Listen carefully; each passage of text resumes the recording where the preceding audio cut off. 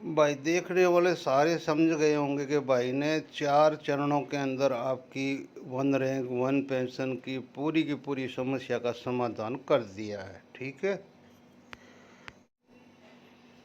देखो इससे ज़्यादा और क्या हो सकता है कि देखो लोग कितने दिल से जुड़े हैं कि आपसे ही उम्मीद है कपिल सर, आपको बहुत बहुत धन्यवाद सर। मतलब कि लोगों को दिल से बहुत बड़ी उम्मीद है, उम्मीद को कभी तोड़नी नहीं चाहिए। साथियों, जय हिंद, जय भारत, वंदे मातरम। मैं आपका साथी वेटरन ओम प्रकाश जाडेजा जैसलमेर से। बस अभी तुरंत एक बहुत ही होनहार, बहादुर और नौजवान और अपना इनकलाबी मतलब हमारे नेता ने एक वीडियो डाला है।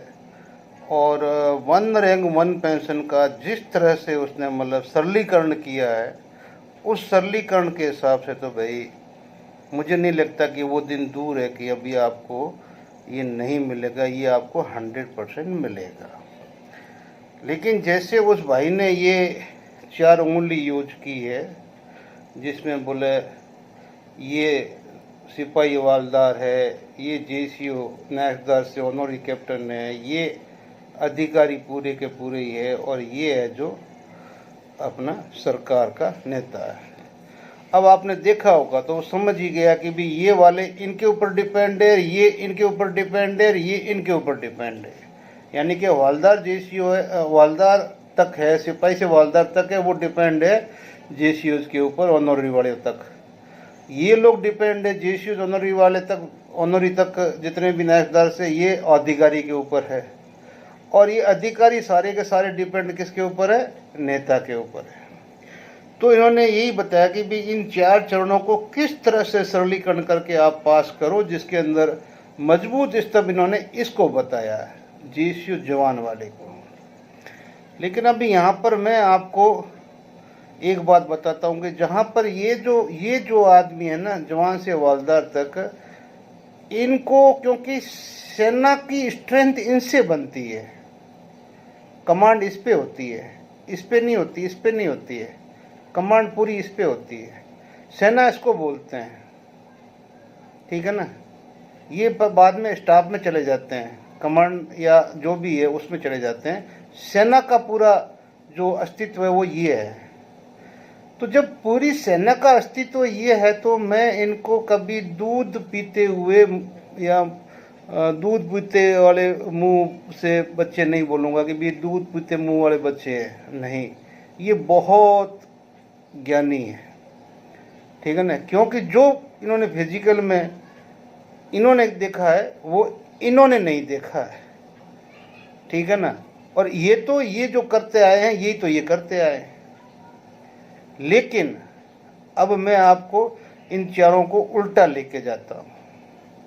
अब यहाँ कहा गया कि ये जो 4 है, जैसे हमारे 4 वर्ण भी हैं, ठीक है ना, ब्राह्मण, क्षत्रिय, वैश्य, शूद्र है। यहाँ पर हमारे 4 सर्व गुण हैं बहुत बड़े, जो हमारे शास्त्रों में लिखे हुए हैं। शाम यानी कि सबसे समझदार शाम। तो इनके साथ जब भी आप करोगे तो ये जब भी करेंगे समझदारी की बात करेंगे, उल्टी सीधी बात नहीं करेंगे। ये दाम के बगैर आगे नहीं बढ़ते हैं। चाहे आपने प्रधान बनाया है, चाहे कुछ भी बनाया है, ये वाले दाम के बगैर आगे नहीं बढ़ते हैं। ये है दंड वाले, इनके हाथ के अंदर स्टिक है, इनको ना शाम की जरूरत ना दाम की जरूरत, ये दंड देके अपना काम चला लेते हैं। और फिर इन तीनों के ऊपर बैठा हुआ है, ये कौन है? भेदिया, जो तुम्हारे अंदर भेद पैदा करके तुम्हारे को बांट के, जितनी पार्टियों के अंदर उतने पार्टियों में सैनिक है, उतने पार्टियों में सैनिक है, सैनिक किसी एक पार्टी का नहीं है। तो ये अपने भेद से इनको अपने हिसाब से काम में ले लेता है, इनको भी लेता है, इनको भी लेता है, इनको भी लेता है।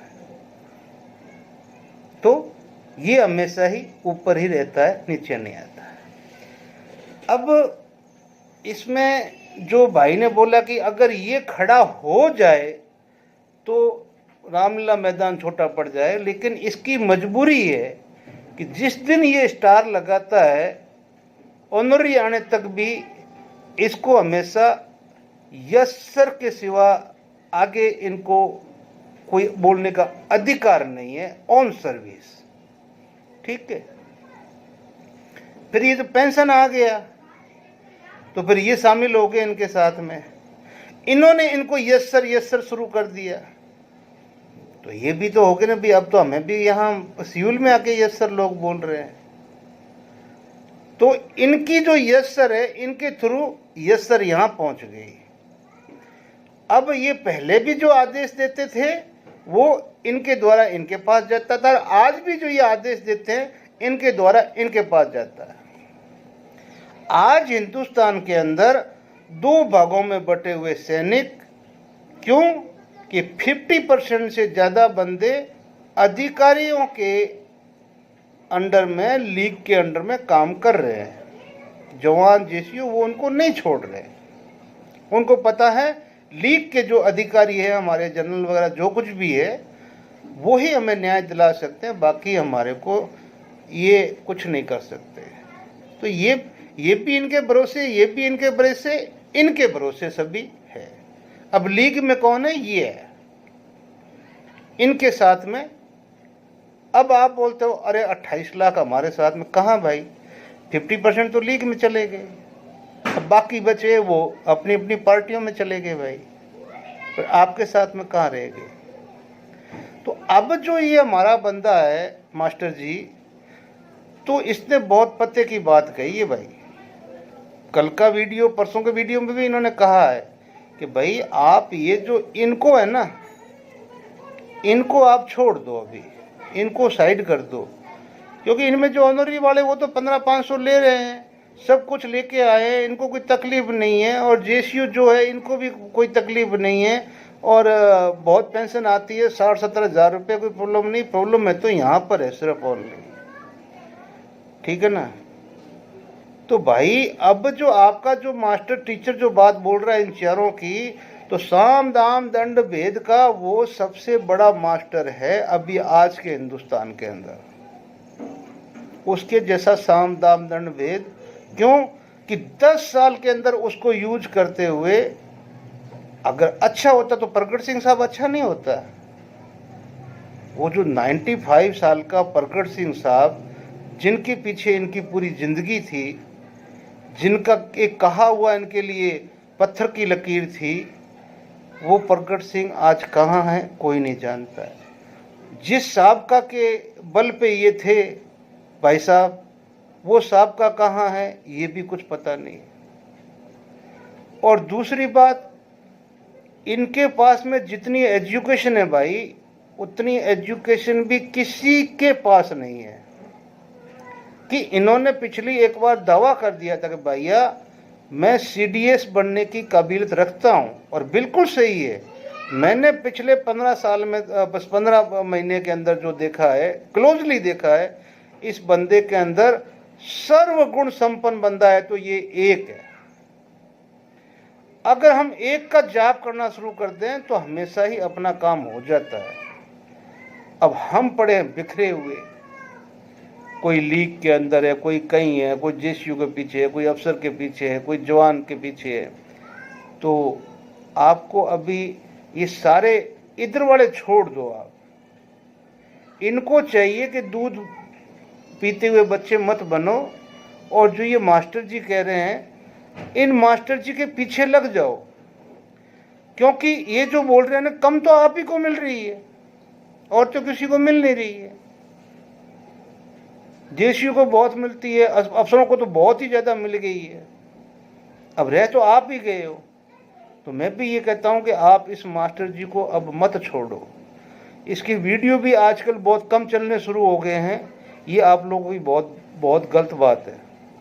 जब आप लोगों ने इनके वीडियो को सुन के कहाँ से कहाँ तक पहुँचाया है, तो आज भी देखो यार, एक सिविलियन मतलब इसके कितने बाद में खड़ा हुआ, और वो अभी 1.5 लाख से ऊपर पहुँच गया, और आप लोगों ने पहुँचाया, सैनिकों ने पहुँचाया, तो इससे क्या दुश्मनी थी भाई? ये तो आपका भाई है। आज ये 98 और 100 के बीच के अंदर चलते हुए इसको 3 महीने हो गए। क्या कर रहे हो यार आप लोग हैं? एक तरफ बोलते हो कि आपके बगैर हमारा कोई दिला नहीं सकता है, मैं भी कहता हूं नहीं दिला सकता भाई, ठीक है ना। तो जैसे अभी आपने पहला स्टेप अच्छा उठा लिया, आपने अधिकारियों को अलग कर दिया, अब क्या है 15 महीने में आपने देख तो लिया ना। जंतर मंतर में हमने तो यही देखा कि 12 महीना 13 महीने जो जंतर मंतर की हमारी स्ट्रेंथ रही, उसके अंदर अगर 15% जवान वालदार है, एनसीओ है, तो समझ लो जो स्ट्रेंथ के हिसाब से 85% जेसीयू थे। 85% में ऑनरी वाले भी थे, सीनियर सूबेदार भी थे, सूबेदार मेजर भी थे। जब उनको बहुत कुछ मिल रहा था तो वो वहां जग मारने के लिए गए थे भाई। क्यों गए थे वो वहां पे? इसलिए गए थे। ये तो आप लोगों ने सोचना है, ठीक है ना, ये तो आप लोगों ने सोचना है, क्योंकि सेना में स्ट्रेंथ आपकी है। जहां 600 की बटालियन है वहां से 40 या 45 जेसीओ होते हैं। कौन सी बड़ी बात हो गई? बटालियन तो आपके नाम है ना भाई, 20-22 अफसर होते हैं बस। बटालियन कौन करता है?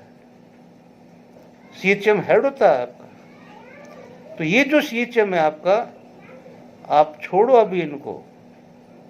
ना इन्होंने नौकरी के अंदर आपको कोई फायदा दिलाया, ना ये अभी और दिला सकते हैं, क्योंकि इनमें दिमाग ही कहाँ है। लीग को ये नहीं छोड़ रहे, ठीक है ना। कोई बीजेपी में घुस गया, इनका जो है अभी भाई बोल रहा है ना, वो 3-4 हजार कहीं से आदमी उठा के ले आए जेसीयू, उसमें भी ले आए, कांग्रेस वाले में ले आए, बीजेपी वाले में ले आए, और लाए कौन? जेसीयू लाए। तो ये जेसीयू को क्या पड़ी भाई तुम्हारे को, ठीक है ना यार। डीए भी बढ़ता है तो यार आपकी पेंशन ज़्यादा है तो आपको तो डीए भी ज़्यादा मिलता है। अद्रुत तो विधवा पेंशन की है, विकलांगता की है, ठीक है ना, ये जो अपना प्रीमेचर की है, अपना जो भी है रिजर्विस्ट का है, ये समान भत्ते हमारे जो ये है। तो ये आप कर क्या रहे हो भाई? तो ये जो भाई साहब ने आपको बताया है, मैं बोल रहा हूँ ऐसा आदमी आपको चिराग लेके ढूंढोगे हिंदुस्तान में। मैं इसलिए बोल रहा हूँ कि परिवर्तन ही प्रकृति का सबसे बड़ा सूत्र है। प्रकृति में जब परिवर्तन आता है तो प्रकृति फिर आगे बढ़ती है। परिवर्तन प्रकृति में हमेशा आता रहता है। आज आपके बीच में भी परिवर्तन आना जरूरी है। भाई साहब ने कम से कम 4-5 वीडियो बना के आपको समझा दिया है कि आप लोग मेरे पीछे हो जाओ, इनको छोड़ दो। आप इनडायरेक्टली समझ क्यों नहीं रहे हो इस बात की, ठीक है ना। हाँ, आप तो सोल्जर बोर्ड में जाओगे, कहीं पर भी जाओगे, किधर भी जाओगे, आपको मिलेगा तो वहाँ पर कुर्सी पे, हेड कर्नल की कुर्सी पे एक जेसीयू बैठा हुआ मिलेगा, रिटायर वाला, और बाबू की जगह भी कोई हो सकता है हवलदार से नीचे तो क्या रहेगा सोल्जर बोर्ड में, बाकी कैंटीन में या कहीं पर भी। और जितने भी अधिकारी है जो हमारी सिविल ऑर्गेनाइजेशन है रिटायरमेंट के बाद की, उसमें भी सारे के सारे ईसीएस से लेकर सब में ये अधिकारी मिलेंगे आपको। और आप इनसे जितनी दुश्मनी ले लो, क्योंकि इन जो ये इनकी औकात नहीं है जेसीयू की कि जो भारत का संविधान चेंज कर दे, आर्मी एक्ट चेंज कर दे, आर्मी रूल चेंज कर दे, डीएसआर चेंज कर दे। नहीं है इनकी है। क्यों? इनको एक ऐसा, मतलब मैं बोलता हूं कि मालिक के घर से सीधा आया हुआ बंदा वो मिला है जो आज समझ लो कि कली अवतार है, कल की अवतार है। ये साम दाव दंड भेद वाला या तो नारद जी यूज करते थे तो उन्होंने 3 युगों में कर लिया पहले, ठीक है ना, या फिर जब कलयुग आया तो चाणक्य ने यूज किया, तो उसने भी एक बहुत बड़ा साम्राज्य स्थापित करके और न्याय की मतलब एकदम व्यवस्था कर दी थी। या फिर आज तीसरा आदमी ये है। चूक जाओगे तो पूरी जिंदगी पछताओगे, चूक जाओगे तो पूरी जिंदगी पछताओगे, और पकड़ लोगे तो आपको 1 रैंक 1 पेंशन दिलाने वाला सिर्फ और सिर्फ एक आदमी है। वो यही है जो 4 उंगली से आपको 4 पार्ट में, 4 भाग में अच्छी तरह से समझा दिया है। और उसके बाद में ज़्यादातर मैंने भी आपको समझा दिया है। आप वापस अपनी गाड़ियाँ मोड़ो और उधर मुड़ जाओ, ठीक है ना। और बची कुछ अभी जेसीयू की ज़िंदगी कितनी सी बची भाई। जो भी जेसीयू आता है 50 के तो ऊपर ही आता है। एवरेज हमारी उम्र 60 साल की है। अब 60 साल के बाद में हम जो हमारे को मिली है एवरेज उम्र के बाद में एक दिन भी हमारा होता है तो वो फिर भगवान का ग्रेस का दिया हुआ है। इसलिए मेरी तरह समर्पण हो जाओ सत्संग के लिए कि भाई अब जो आगे का दिन आपका दिया हुआ है वो मालिक का नाम लेंगे और मालिक के लिए काम करेंगे, भगवान के लिए, और अपनी कमाई जो है यहाँ की यहाँ रह जाएगी और परमार्थ के लिए आगे भेजते शुरू कर देंगे। तो भाई अब आप एक कोहिनूर को गंवा रहे हो, ठीक है ना। ये मैं बाकी सबको बोल रहा हूँ, इनको आप आगे पीछे कुछ मत सोचो, ठीक है ना। इन्होंने ये क्या कर सकते हैं, ये क्या कर सकते हैं, ये क्या कर सकते हैं। आपका इंकलाब जिंदाबाद। समझो तो इशारा काफ़ी है, ना समझो तो आपकी मर्जी है, ठीक है ना। बापू प्रकट कहाँ है। अब उसके जैसा डिवोटेड आदमी वो भी तो जेसीयू ही था ना, जेसीयू था तभी तो काम नहीं बना ना।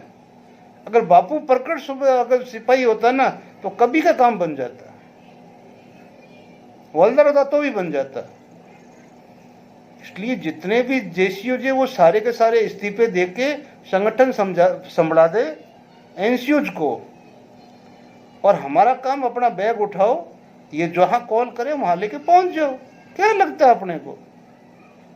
अरे नई पीढ़ी को आगे आने दो, क्यों आगे बढ़ के बैठे हो आप लोग। इतने बढ़िया आदमी को आप है जो कभी बोले वो साहब वाले निकाल रहे, कभी वो निकाल रहे, वो निकाल रहे, क्यों निकाल रहे हो भाई, क्या बात कर दी यार। ऐसा इंसान तो ढूंढने से नहीं मिलेगा आपको चिराग लेके, ठीक है ना। मत करो ऐसा। और इनकी यूट्यूब के ऊपर विशेष तौर से ध्यान दो, ठीक है ना। कितना मतलब वो डाउन हो चुका है। 1 घंटे के अंदर जहाँ कहीं 20,000 आदमी देखते थे 200-300 आदमी, कोई बात हुई है। नहीं, गलत बात है। इतने पूरी जिंदगी आपके लिए खपाई है। ये भी चाहता तो कहीं अपनी नौकरी करता, कुछ भी करता, कैसे भी करता, लेकिन भाई आदत से मजबूर है कि और कुछ होता नहीं मेरे से। मैं तो साम दाम दंड भेद यही कर सकता हूँ। और तुम अगर करवाना चाहते हो तो इनके पीछे हो जाओ और ये कर देगा, आपको मिल जाएगा, नहीं तो बैठे रहो। मेरा तो कुछ नहीं है। जय हिंद, जय भारत।